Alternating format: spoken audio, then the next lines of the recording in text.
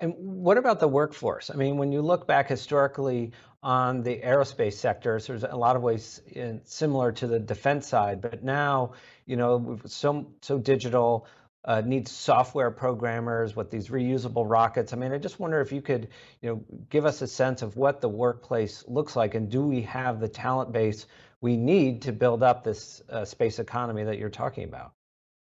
Yeah, we don't, I'd like to cover both the workforce and the industrial base because I think those are two very important parts. As far as workforce, um, we're not producing enough engineers. We're also not producing enough builders. People, machinists, technicians, welders, who are who can help to build the hardware that we're designing, and we certainly don't have a diverse enough workforce in aerospace.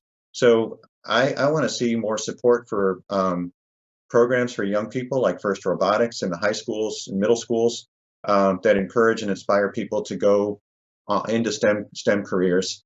And like I hinted at earlier, college isn't the right choice for everybody. So encouraging people to step into these hands-on careers, learning those critical build skills like machining, welding, and assembly and operations is important.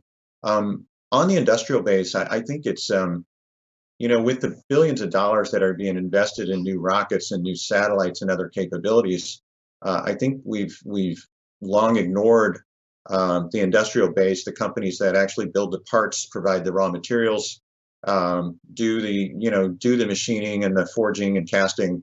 And that industrial base is fragmented and it's unreliable. And quite honestly, not every startup can afford to develop their own, build their own machine shop, vertically integrate. Not every company can do that. So we need a strong industrial base to support what's going on around America and around the world.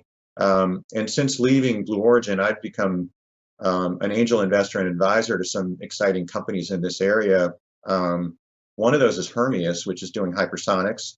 Those are vehicles that fly above Mach 5. So Hermeus is building reconnaissance aircraft and eventually transport aircraft. But the hypersonics industrial base is really in need of strengthening, and Hermeus has stepped in and raised one big contract from the Air Force and raised more than $100 million from private investors.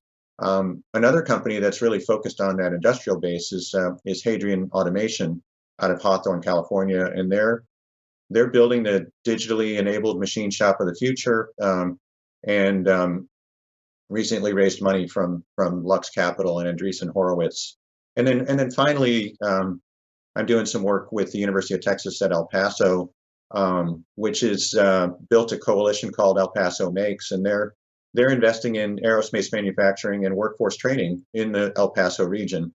And so I've been an advisor to this group, but they've brought in big industrial partners like Blue Origin, General Motors, and Lockheed Martin, to name a few, and really excited about what they're going to build. So.